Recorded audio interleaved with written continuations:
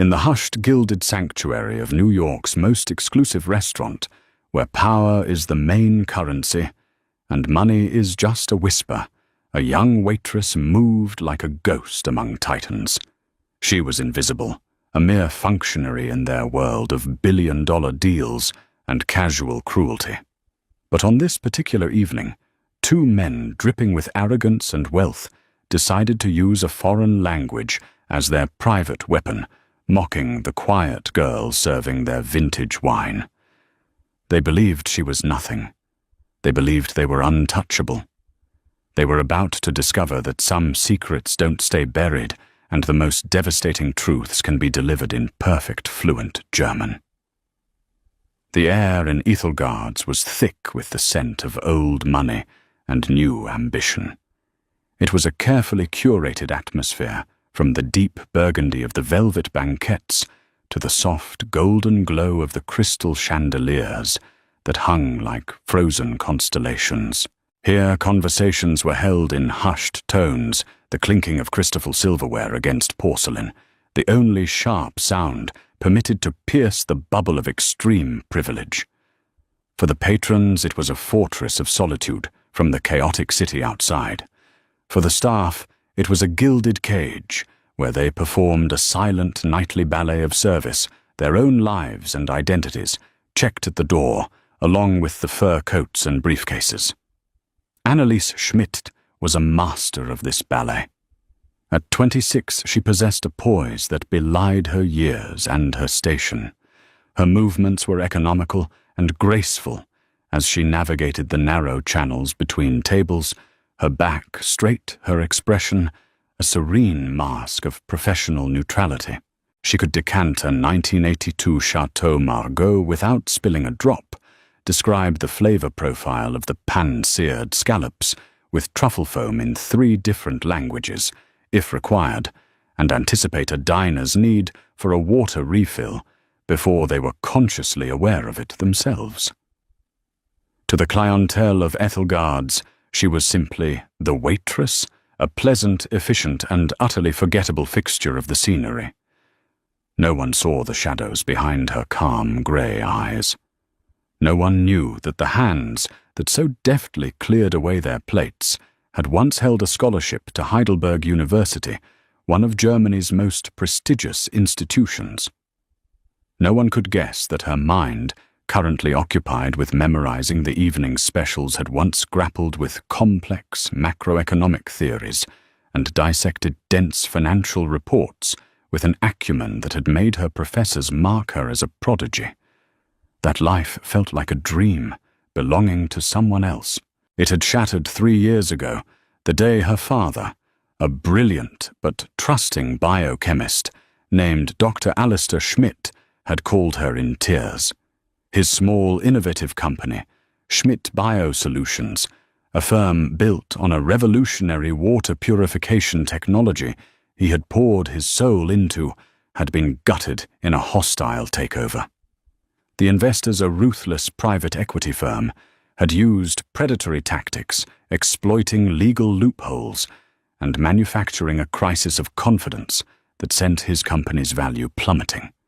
They bought it for pennies on the dollar, stripped its assets, sold off the patents, and left her father with nothing but crushing debt and a broken heart. The shock had triggered a massive stroke, leaving Alistair partially paralyzed and needing round-the-clock care. Anneliese had abandoned her doctoral studies in Germany, without a second thought returning to the US to become his primary caregiver. The mountain of medical bills and the debt from the corporate sabotage had forced her into a life she never envisioned. Ethelgard's, with its high-paying clientele and generous tips, was the best she could do without a recent resume, or the time for a conventional career. It was a means to an end, a penance, a way to keep her father comfortable in a decent care facility.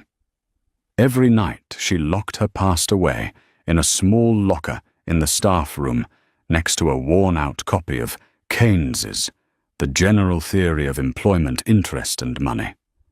She put on her starched uniform, smoothed her blonde hair into a tight bun, and became the ghost of Ethelgard's. tonight, the ghost was about to be seen. They arrived at precisely 8 o'clock, sweeping into the restaurant with an invisible wave of entitlement that parted the air before them. The man in the lead was Harrison Blackwood, a name synonymous with corporate raiding and unimaginable wealth. He was in his late 50s with a mane of silver hair, a face that looked chiseled from granite, and eyes the color of a winter sky, cold and appraising.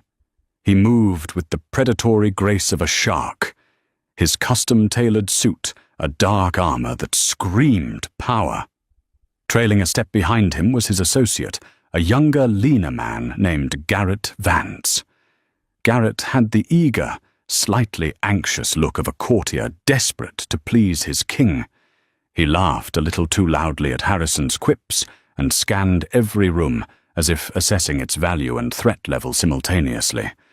The maître de Monsieur Dubois, a man who prided himself on his unflappable demeanor, seemed to shrink in their presence, his usual Gallic charm replaced by a fawning deference. "Mr. Blackwood, a pleasure. Your usual table is ready." "It had better be Dubois." Harrison rumbled, his voice low and resonant, not even bothering to make eye contact. They were seated in Annalise's section at the prime corner table, with a panoramic view of the city lights.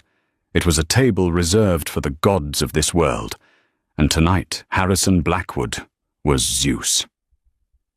Annalise approached with the water carafe, her face a perfect portrait of polite subservience. "Good evening, gentlemen.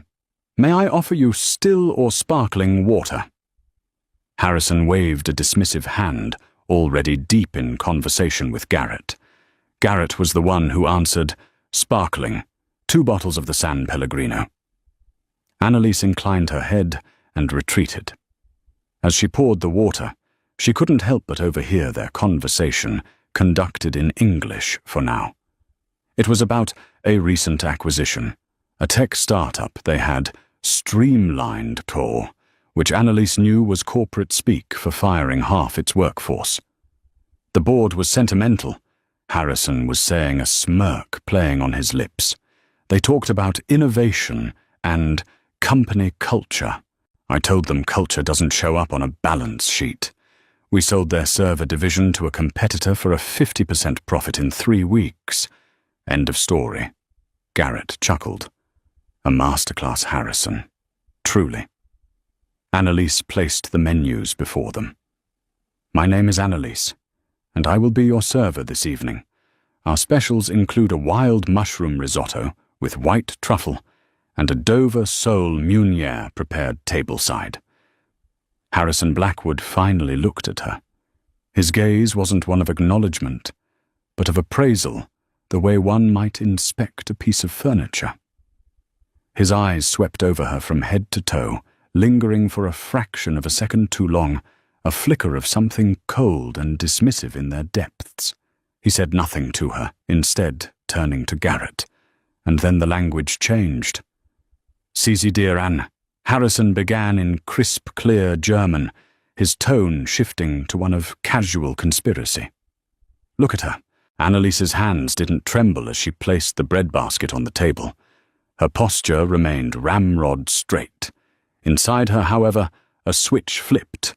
A deep primal instinct for stillness took over the kind a forest creature adopts when it senses a predator nearby. Garrett, clearly fluent himself, leaned in with a conspiratorial grin. "Eine hübsche kleine Kellnerin. Bestimmt nicht die hellste Kerze auf der Torte." A pretty little waitress, certainly not the sharpest tool in the shed. Annalise straightened up her face, still a placid mask. "Can I interest you gentlemen in a cocktail or a selection from our wine list before your meal?" she asked in perfect English, her voice calm and even. Harrison ignored her question, taking a sip of his water. He looked out the window, then back at Garrett, continuing in German, as if she weren't there. "Das ist das, was ich an Orten wie diesem liebe. Der Service ist anonym. Man kann über alles reden. Sie sind nur Teil der Einrichtung. This is what I love about places like this. The service is anonymous. You can talk about anything. They are just part of the furniture. Annalise felt a slow burn begin in her chest. It was an old familiar feeling, the sting of being underestimated, of being rendered invisible. But this was different. It was cruder, more personal. She was not just a server. She was an object of their private amusement. She stood by the table waiting a silent statue of service. She had to. Her father's care depended on this job, on the tips from men exactly like this. She could endure it. She had endured worse. But the night was young, and Harrison Blackwood was just getting started. He had no idea that the furniture he was speaking about was not only listening, but understanding every single venomous word. And he had no idea he was about to bring up the one topic in the world that could make her break her silence. The ordering process was a display of casual dominance. Harrison Blackwood didn't consult the menu so much as command it. We'll start with the oysters Rockefeller and the steak tartare. Then 2 bone-in ribeyes, medium rare, and bring the 05 Petrus. Don't bother me with the tasting, just decant it properly. He waved his hand, dismissing her again. The Petrus alone was a $5,000 bottle of wine. For them it was an afterthought. Annalise retrieved the bottle from the cellar, her hands moving with practiced precision. The weight of the bottle felt obscene in her grip. It represented nearly 2 months of her father's care facility fees. As she presented the bottle to Harrison for inspection, he glanced at the label and nodded curtly, before turning back to Garrett, resuming their conversation in German. Also zurück zu North Star. Garrett said, his voice lowered slightly, but still perfectly audible to Annalise as she began the careful ritual of decanting the wine. So back to North Star. Annalise's blood ran cold. North Star. It was the internal project name, the code name the equity firm had used for their acquisition of her father's company.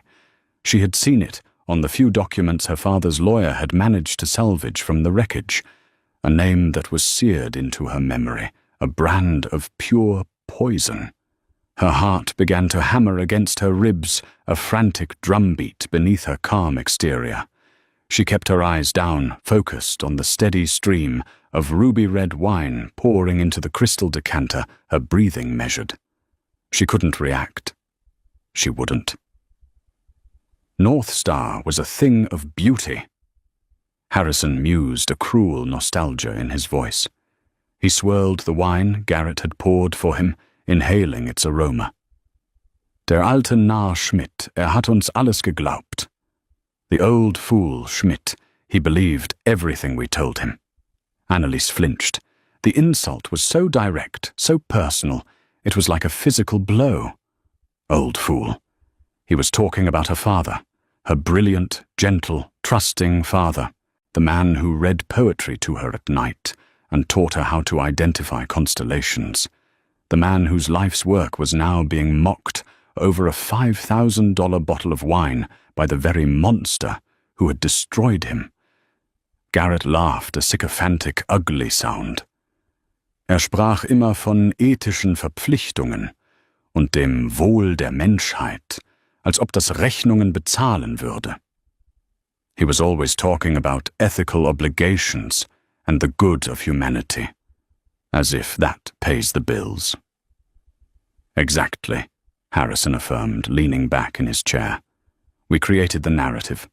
A few whispers to the right journalists about cash flow problems, a fabricated internal report leaked to his key investors suggesting the purification tech was unstable. Classic fear-mongering. By the time we made our offer, they were so panicked they practically paid us to take the company off their hands. The restaurant, the clinking of plates, the soft murmur of other conversations. It all faded away. Annalise was trapped in a horrifying bubble with these 2 men forced to listen to a live recounting of her family's ruin. She could picture it all, her father pacing his office, his face etched with worry as the calls came in, his trust in his partners eroding his dream turning into a nightmare. These men hadn't just bought a company, they had orchestrated a man's collapse. The best part, Garrett added, his eyes gleaming with admiration, was using his own head of R&D against him. What was his name? Peterson. Peterson, Harrison confirmed with a smirk. We promised him a seat on the board of the new shell company. All he had to do was fudge the data on the long-term viability tests. The idiot signed an affidavit saying the tech had a critical flaw that would emerge after 5 years. It was a complete lie, of course, but it was the nail in the coffin. Schmidt's credibility was shot. Annalise remembered Dr. Peterson, a man her father had mentored for a decade, treated like a son. The betrayal had hurt him more than the financial loss. She finished decanting the wine, her movements robotic. She poured a small amount into Harrison's glass, and then Garrett's, her face, an unreadable mask of professional stone.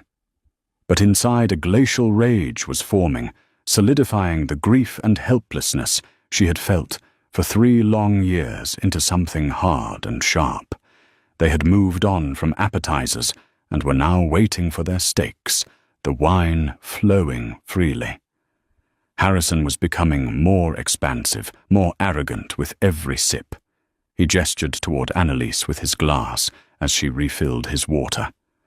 Schau sie dir an, wie sie herumschwebt. He slurred slightly. Look at her, how she hovers. Keine Ahnung, was für Gespräche direkt vor ihrer Nase stattfinden. Das Gehirn einer Goldfischs in einem hübschen Paket. Wahrscheinlich ist ihre größte Sorge im Leben, ob sie genug Trinkgeld für ihre Miete bekommt.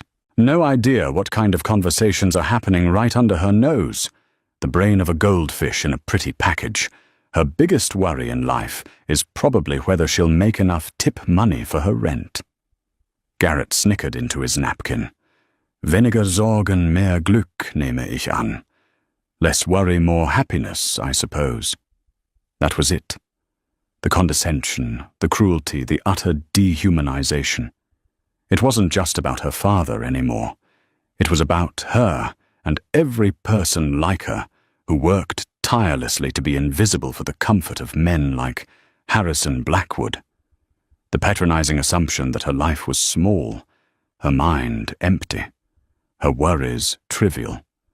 All the suppressed pain, the abandoned dreams, the quiet fury of the last 3 years coalesced into a single point of incandescent clarity. She had nothing left to lose. Her father was gone. The stroke had taken his life 6 months ago, a fact that made their current mockery feel like a desecration of his memory. This job was just a cage, and Harrison Blackwood had just handed her the key. The steaks arrived, carried by another server, but Annalise stepped forward to place them on the table. She set Harrison's plate down first, then Garrett's. Her hands were perfectly steady. She didn't retreat. She stood straight, her chin up, and looked Harrison Blackwood directly in the eye. For the first time all evening, he was forced to truly see her not as a function, but as a person. He frowned, annoyed by her presence. "Is there a problem?" he asked in English, his tone sharp with irritation. Annalise took a slow, deep breath, letting it out gently. She felt a strange, terrifying calm settle over her. It was the calm of a captain about to scuttle his own ship to take down the enemy flagship with it. She met his cold gaze and held it. Then, in flawless academic German, tinged with the faint, educated accent of the Heidelberg region, her voice low, but carrying the cold, clear authority of a judge, she spoke. "Es gibt in der Tat ein Problem, Herr Blackwood." There is indeed a problem, Mr. Blackwood. The effect was instantaneous and absolute. Harrison Blackwood froze mid-motion, his fork hovering over his perfectly cooked steak. The smug, wine-flushed confidence drained from his face, replaced by a wave of pure, unadulterated shock. His jaw went slack. His cold blue eyes, which had held nothing but dismissive arrogance all evening, now widened in stunned disbelief. He looked as if the marble statue in the corner had just leaned over and asked him for the time. Garrett Vance choked on his wine. He sputtered, coughing into his napkin, his face turning a blotchy red. He stared at Annalise, then at Harrison, then back at Annalise, his mind visibly failing to compute what was happening. The silence at their table was suddenly a vacuum, pulling in the ambient sounds of the restaurant. Annalise didn't waver. She held Harrison's gaze her own eyes, like chips of grey flint. She had his full, undivided attention. For the first time, he was seeing her, really seeing her. And he was terrified. She continued in the same calm, lethal German. Zuerst möchte ich einen kleinen grammatikalischen Punkt korrigieren. Man sagt nicht das Gehirn einer Goldfischs. Der Genitiv von Goldfisch ist des Goldfisches. Wenn Sie schon jemanden in einer Sprache beleidigen wollen, die Sie für überlegen halten, sollten Sie zumindest die Grundlagen beherrschen.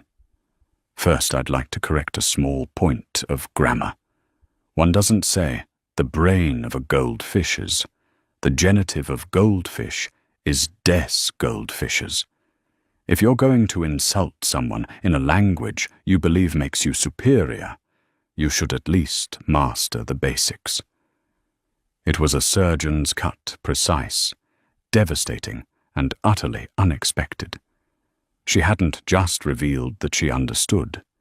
She had asserted her intellectual superiority in the very language he had used as a shield. Garrett looked like he wanted the floor to swallow him whole. Harrison, however, was recovering from the initial shock, his expression hardening into a mask of fury. The blood was returning to his face, suffusing it with a dangerous mottled purple. "Who the hell do you think you are?" he snarled, switching back to English, his voice a low growl. Annalise did not switch back. She stayed in German, forcing him to meet her on her chosen ground. "Where ich bin?" she asked, a sad, ironic smile touching her lips for a fleeting moment. "Ich bin diejenige, deren größte Sorge weit über das Trinkgeld für die Miete hinausgeht, obwohl das dank Ihnen tatsächlich eine Sorge ist.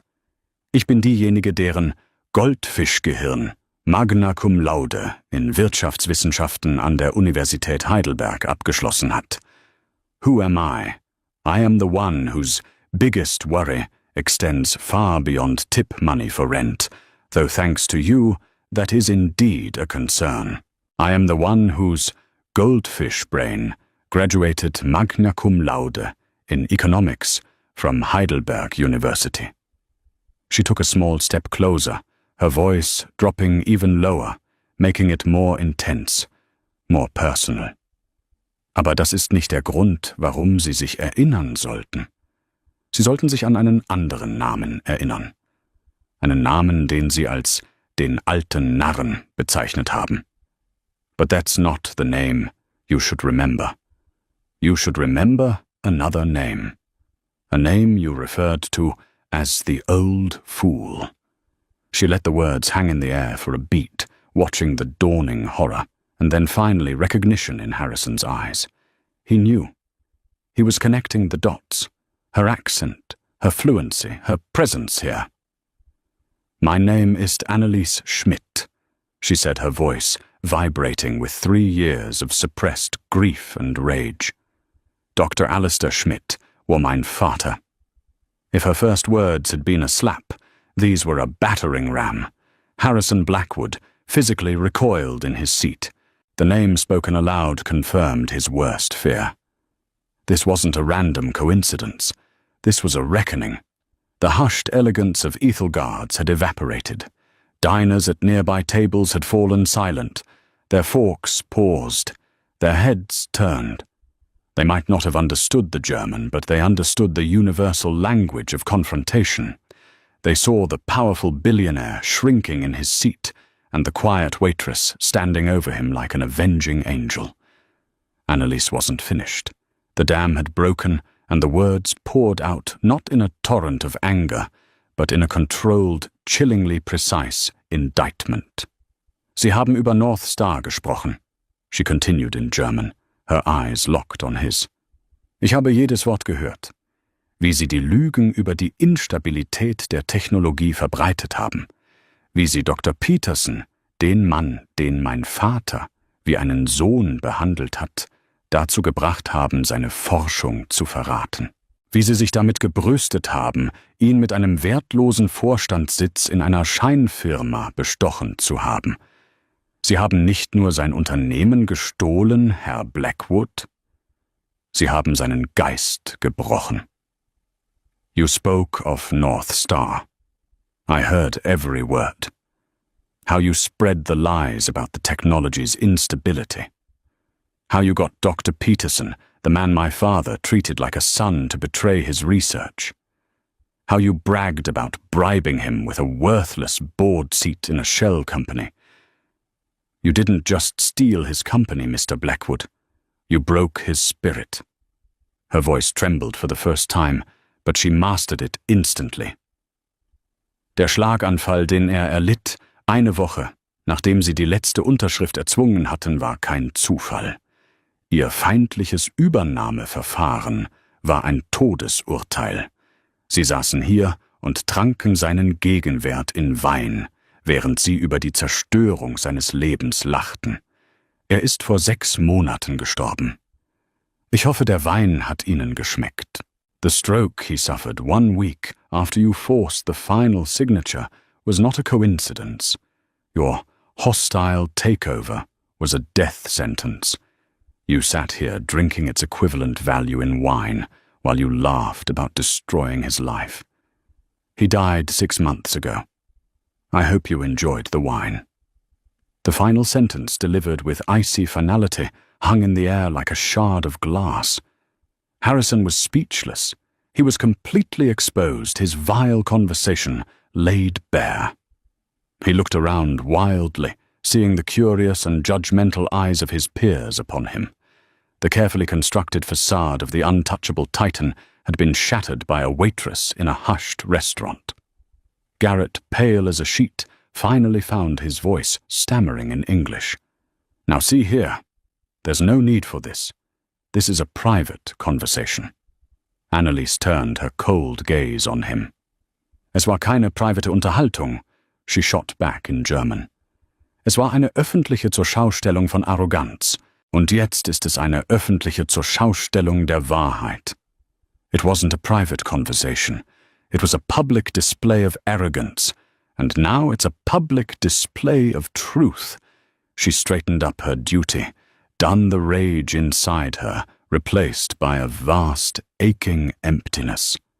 She reverted to English, her voice crisp and professional, the mask of the server clicking back into place one last time. It was the most powerful move she could make. Will there be anything else? Gentlemen. Harrison Blackwood finally surged to his feet, his chair scraping loudly against the polished floor. His face was a thunderous mask of fury and humiliation. You're fired, he bellowed, pointing a trembling finger at her. You'll never work in this city again. Before Anneliese could respond, Monsieur Dubois materialized at her side. He had heard the commotion and seen the entire exchange. He looked at the trembling, furious billionaire, then at the impossibly composed waitress, and at the dozen pairs of eyes from the city's elite watching him. He made a calculation. Mr. Blackwood. Dubois said, his voice firm, his French accent thick with authority. Mademoiselle Schmidt is my employee, not yours. And in my establishment, we do not tolerate the abuse of our staff. Perhaps it is you who should leave. The collective gasp from the surrounding tables was audible. Dubois had just chosen a waitress over one of his wealthiest patrons. Anneliese took a small black leather billfold from her apron pocket. With a steady hand, she placed it on the table next to Harrison's uneaten steak. Your check, Mr. Blackwood, she said, her voice even, including the Petrus. It was the ultimate act of defiance. She wasn't just exposing him, she was serving him the bill for it. Harrison stared at the bill, then at Annalise, his mouth opening and closing like a landed fish. Defeated, humiliated, and utterly silenced, he threw some cash onto the table, grabbed his coat, and stormed out of the restaurant, Garrett scurrying behind him like a chastened dog. The moment they were gone, a strange thing happened. A ripple of soft, spontaneous applause broke out from the surrounding tables. It wasn't loud or boisterous, but it was unmistakable. It was a murmur of support, of respect, a quiet acknowledgement of courage in a place where it was so rarely seen. Annalise simply nodded, a silent thank you to the anonymous faces. Then she turned and walked, not ran toward the sanctuary of the staff exit, the gilded cage's door finally open. The moment the swinging kitchen doors closed behind her, Annalise's composure crumbled. She leaned against the cool stainless steel wall, her legs suddenly feeling like water. Her breath came in ragged, shuddering gasps. The adrenaline that had fueled her righteous fury drained away, leaving behind the profound, bone-deep exhaustion of a soldier after a long and brutal war. The victory felt hollow, overshadowed by the fresh wave of grief that washed over her. She had spoken the truth. She had avenged her father's memory in some small way, but it wouldn't bring him back. Tears she hadn't allowed herself to shed for months streamed silently down her cheeks, not of sadness, but of pure cathartic release. Her colleagues, the other waiters and kitchen staff who had witnessed the tail end of the confrontation through the porthole window of the door, kept a respectful distance. They saw her tears not as weakness, but as the aftermath of a monumental display of strength. The head chef, a burly man named Antoine, quietly placed a glass of water on a nearby prep counter for her. It was a small gesture of solidarity in their shared world of service. A few minutes later, Monsieur Dubois entered the kitchen. His face, usually a mask of professional stress, was uncharacteristically gentle. He approached Annalise cautiously. "Mademoiselle Schmidt," he began softly. "Annalise, are you all right?" She wiped her eyes with the back of her hand and straightened up, trying to regain a semblance of professionalism. "I apologize, Monsieur Dubois. I lost my composure. I understand if you have to let me go. I will clear out my locker." Dubois held up a hand. "Let you go, Annalise, what you did. It took a courage I have not seen in a very long time. That man Blackwood, he is a bully who believes his money makes him a king. Tonight you showed him he is just a man. A cruel one at that." He sighed, running a hand through his thinning hair. "I will not lie to you. He will likely try to cause problems for this restaurant. He is powerful. But Ethel Guards has a reputation that predates Harrison Blackwood, and it will endure long after he is forgotten. My reputation, however, would not survive if I fired an employee for defending her dignity and her family's honor." He paused, his expression serious. "You have a home here for as long as you want it. Take the rest of the night off. Go home and rest." Annalise was stunned. In a world where the customer was always right, especially a customer who could buy and sell the entire block, her manager had chosen to stand by her. "Thank you, monsieur," she whispered, her voice thick with emotion. "It means more than you know."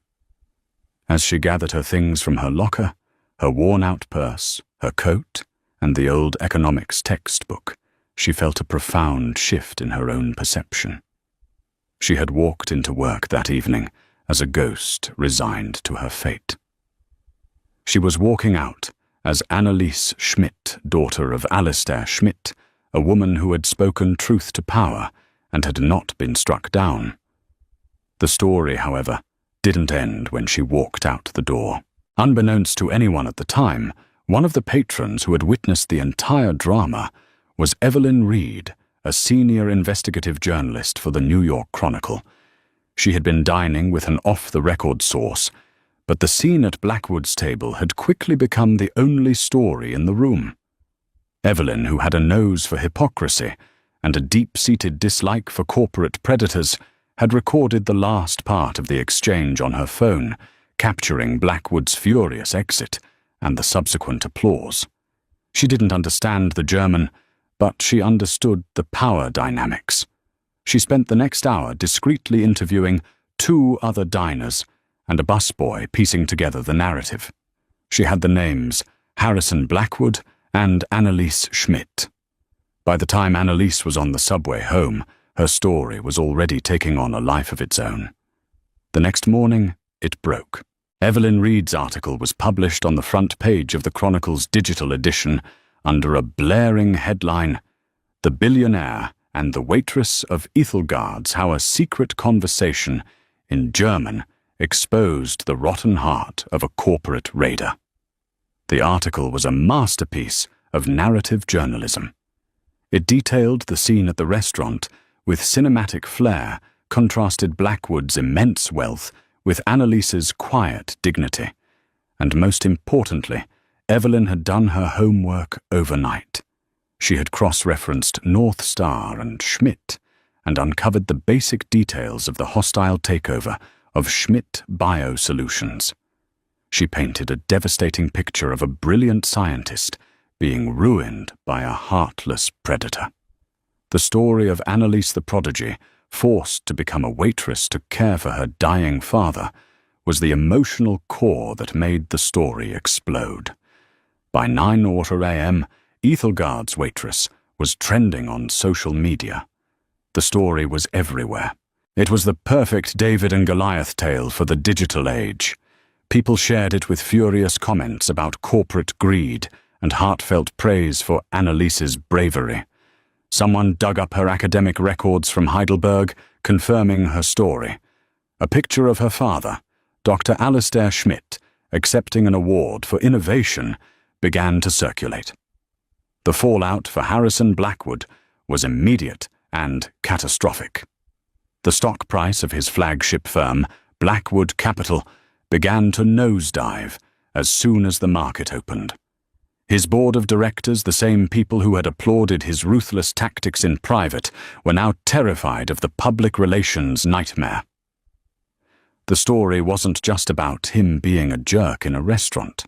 It was about the fraudulent methods he'd used in the North Star acquisition. The mention of a bribed researcher and a fabricated report about the tech's viability caught the attention of more than just the public. It caught the attention of the Securities and Exchange Commission, SEC. Garrett Vance was the first casualty. He was fired before lunch, a sacrificial lamb offered up in a desperate attempt to contain the damage.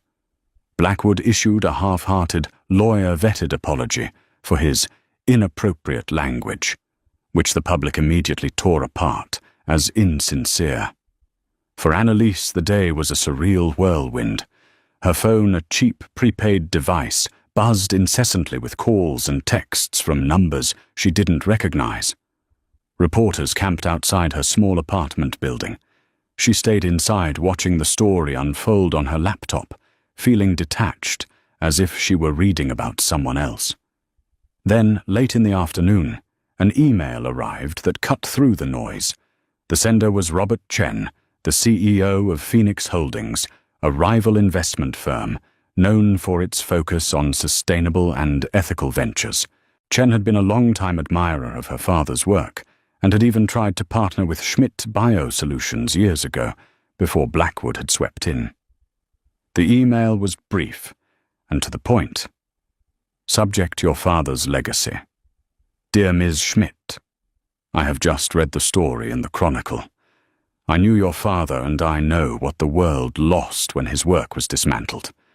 What you did last night took incredible courage. But what interests me more is the intellect that was so clear in your takedown of Mr. Blackwood. My firm Phoenix Holdings is launching a new division focused on identifying and funding socially responsible technological innovation, exactly the kind of work your father championed. We need someone to lead it. Someone with a background in economics, an understanding of technology, and an unimpeachable moral compass. This is not a gesture of pity. This is a job offer. I believe you are the most qualified person for this role. If you are interested, my door is always open. Sincerely, Robert Chen. Annalise read the email 3 times. Her hands trembled, but this time it wasn't from fear or shock. It was from hope, a fragile, unfamiliar tendril of hope rising from the ashes of her past. This wasn't just a job. It was a chance to reclaim her own future and to continue her father's legacy in a way she never thought possible. The echo of her words at Ethelgard's hadn't just torn down a bully. It had built her a bridge to a new life. 1 week after the incident at Ethelgard's, the world had irrevocably shifted for both Annalise Schmidt and Harrison Blackwood. For Blackwood, the descent was swift and brutal. The SEC launched a formal investigation into the North Star acquisition, citing Evelyn Reed's article. Dr. Peterson, the researcher Blackwood had bribed, saw the writing on the wall. Faced with potential federal charges, he agreed to cooperate fully with investigators, providing evidence of the fabricated reports and the terms of his illicit deal with Blackwood Capital. The scandal was no longer a matter of public opinion. It was a matter of criminal inquiry. Blackwood was forced to step down as CEO, his name, now a toxic asset. The empire he had built on fear and intimidation was crumbling under the weight of a single truth-filled conversation. For Annalise, the ascent was just as rapid, but far more profound. After a weekend of careful consideration, she had accepted Robert Chen's offer. She walked into the gleaming downtown offices of Phoenix Holdings, not as a waitress, but as the newly appointed director of the Ethical Innovation Initiative. The contrast with her previous life was stark. Instead of a cramped staff locker, she had a spacious corner office with a view that rivaled the one from Ethelgard's. Instead of a starched uniform, she wore a simple but elegant business suit that felt like both an armor and a liberation. Her colleagues didn't look through her. They looked to her for guidance and expertise. Her first meeting was with Robert Chen himself. He was a man in his 60s with kind eyes and a firm handshake, the antithesis of Harrison Blackwood. "Annalise," he said, gesturing for her to sit. "I want to be clear about why you're here. The world is full of intelligent people.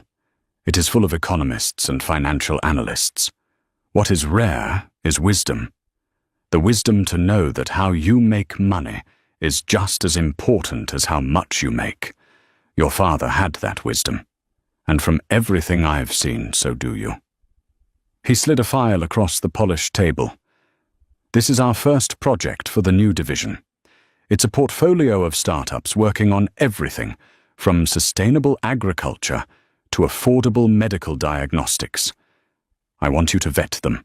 Find the ones that have the potential to change the world for the better.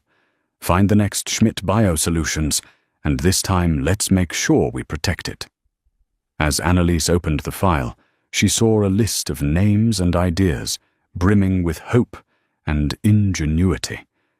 It felt like coming home. The part of her brain that had been dormant for 3 years, the part that loved data and complex systems sparked back to life. But now it was tempered with the hard-won wisdom of her experience. She would look not just at the balance sheets, but at the people behind them. She would listen not just to what they said, but to how they said it. Her first major act as director was a personal one. Using her newfound resources and connections, she initiated legal proceedings to reacquire the patents for her father's water purification technology. Blackwood Capital, now in disarray and desperate to shed its toxic assets, settled almost immediately, selling them back for a fraction of their true worth. Annalise established a foundation in her father's name, placing the patents in a public trust to be licensed at low cost to developing nations. Her father's life's work would finally serve the good of humanity, just as he had always intended. One evening, about a month into her new role, Annalise found herself working late. As she packed her briefcase, she looked out her office window at the sprawling tapestry of city lights. Far below, nestled amongst the skyscrapers, she could just make out the warm glow of Ethelgard's. She thought of the girl she had been the ghost in the gilded cage, moving silently with her grief. She had thought that strength meant enduring the pain, hiding it away. She realized now that true strength was speaking it aloud no matter the cost. She had not set out for revenge. Revenge was a fire that consumed everything. What she had achieved was something more lasting: justice. And from the ashes of that confrontation, something new and beautiful was rising. Her father's legacy was secure. Her own future, once a bleak landscape of obligation, was now a horizon of limitless possibility. She turned off the light in her office, leaving the city to its nightly glitter. She was no longer a waitress serving the powerful. She was one of them now, but on her own terms, guided by a different set of values. Annalise Schmidt was finally free, not just from her past, but to build a better future. The ghost of Ethelgard's had found her voice, and it was a voice that would now help shape the world. 6 months passed. The chill of autumn gave way to the deep freeze of winter, and with the changing of the seasons, the landscape of Annalise's life transformed completely. She was no longer defined by the trauma of her past, but by the promise of the future she was actively building. At Phoenix Holdings, she wasn't just an employee. She was a force. She moved with a quiet, earned confidence, her intelligence no longer a hidden weapon, but a tool she used daily to construct, to nurture, and to empower. Her first major success was the funding of Viridian Dynamics, a small startup founded by 2 brilliant but underfunded engineers who had developed a biodegradable polymer to replace single-use plastics. Annalise had seen past their shaky presentation and into the heart of their science, recognizing the same spark of world-changing potential her father had possessed. She championed their cause within Phoenix, structuring a deal that gave them the capital they needed without sacrificing their mission. The project was a resounding success, earning praise from environmental groups and positioning Phoenix Holdings at the forefront of the green tech revolution. Robert Chen had taken to calling her the architect, because she didn't just find innovation, she built the frameworks for it to thrive. The news about Harrison Blackwood became background noise, a distant echo of a battle long won. He was mired in legal proceedings, his fortune bleeding away in lawyers' fees and SEC fines. His name was a punchline in financial circles, a cautionary tale about hubris. Annalise felt no satisfaction in his downfall, only a detached sense of an equation finally being balanced. Her focus was on building, not destroying. One crisp Tuesday afternoon, an email landed in her inbox that pierced the calm of her new reality. The sender's name was Garrett Vance. Annalise stared at the name, a phantom ache of memory surfacing. She remembered his sycophantic laughter, his pale, panicked face in the restaurant. She almost deleted the email, but a sense of unresolved curiosity stayed her hand. She opened it. The message was short-stripped of the corporate jargon he had once spouted. Ms. Schmidt, I know you have no reason to read this, let alone respond. I am not writing to ask for forgiveness, as I know I have no right to it. I am writing to ask for 5 minutes of your time. There are things I feel I must say to you in person, not as an excuse, but as an explanation. I will be at the coffee shop on the corner of your building, the Daily Grind, tomorrow at 1 p.m.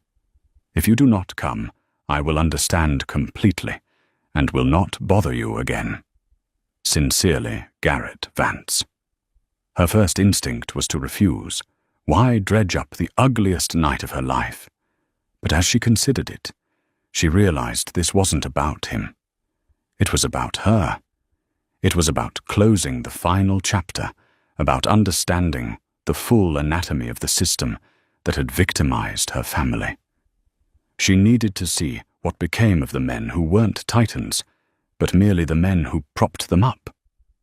The next day she walked into the daily grind. Garrett was sitting at a small table in the back, and he was nearly unrecognizable. The sharp suit was gone, replaced by a frayed sweater. His face was gaunt, his eyes shadowed with a weariness that went beyond simple fatigue. He looked like a man who had been hollowed out. He flinched when he saw her, then stood up, awkwardly. Ms. Schmidt. Annalise. Thank you for coming. I have 5 minutes, Mr. Vance, she said, her tone neutral as she remained standing. He nodded, motioning to the empty chair. Please. She sat her posture straight, her hands folded on the table. I don't know where to start, he began, his voice raspy. I lost everything after that night. My job, my reputation. My fiancée left me. I deserved all of it. For months I was just angry. At Blackwood, at the journalist, even at you. But that was the coward's way out. He looked down at his hands. The truth is, I knew what Blackwood was. I knew the North Star deal was rotten. I saw how he operated, how he enjoyed the cruelty, and I went along with it. I admired it. I wanted to be him. I told myself it was just business, that people like your father were just unfortunate but necessary collateral damage on the path to success. He finally looked up, and Annalise saw tears welling in his eyes. What I want to say is, I'm sorry. I am sorry for my part in what happened to your father. I'm sorry for what I said, what I thought, and what I failed to do. I was a ghoul feeding on the scraps of a monster's table. And I needed to say that to you face to face. Annalise listened, her expression unreadable. She had expected excuses, pleas, a desperate attempt at manipulation. She had not expected this raw, pathetic confession. She saw in him not a villain, but a profound and tragic failure of character. Why tell me this now? She asked quietly. Because I have to start over, he said. And I can't build anything new on a foundation of lies. I'm working a stocking job in a warehouse in Queens. It's honest work. It's quiet. It gives me a lot of time to think. And I realized that the only person I was truly fooling back then was myself. Annalise was silent for a long moment. She could destroy him with a few cold words. She could walk away and leave him in his self-pity. But that was Blackwood's way.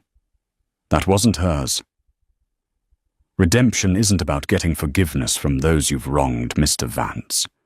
She said, her voice softer now, but no less firm. It's a debt you pay to yourself. You don't fix the past by apologizing for it. You atone for it by what you do next. Find a way to do some good. It doesn't have to be grand. Just be a better man than you were. That's the only apology that will ever matter. She stood up. I wish you peace, Mr. Vance. With that, she turned and walked out, leaving him with her final, unexpected gift, a roadmap not to her forgiveness, but to his own salvation. That evening, Annalise made a reservation. She walked into Ethelgard's not through the staff entrance, but through the grand front doors. She was greeted not with the expectation of service, but with the reverence afforded to a legend. Monsieur Dubois himself came forward, his face breaking into a wide, genuine smile. Annalise, it is an honor to have you back. The honor is mine, Jean-Pierre, she said, using his first name for the first time. A table for one, please. He didn't hesitate. He led her personally across the plush carpet, past the curious eyes of the new wave of patrons, and seated her at the prime corner table. Her table. As she sat there looking out at the same city lights, she felt the last vestiges of the ghost she once was fade away.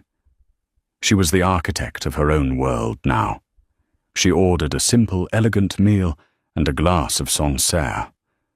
She ate slowly, savouring every bite, not as a former waitress in awe, but as a woman who knew her own worth. Her meal was a silent celebration of her journey.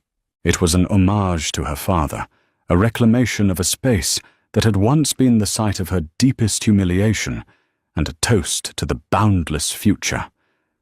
When the check came, she paid it, leaving a generous tip for the young waitress, who served her a girl with bright, hopeful eyes, who reminded Annalise just a little of herself. This story is a powerful reminder that there is often more to people than meets the eye. Behind a uniform or a job title, there can be a wealth of experience, intelligence, and untold stories. Annalise's journey shows us that dignity isn't something that can be taken away by contempt or arrogance. It's something we claim for ourselves. Her courage to speak her truth in the face of overwhelming power didn't just expose a cruel man. It unlocked her own potential and reclaimed her father's legacy. It's a testament to the idea that one voice speaking with conviction can indeed change the world, or at least their small corner of it. If this story of resilience, justice, and the triumphant power of the human spirit resonated with you, please help us share more stories like it.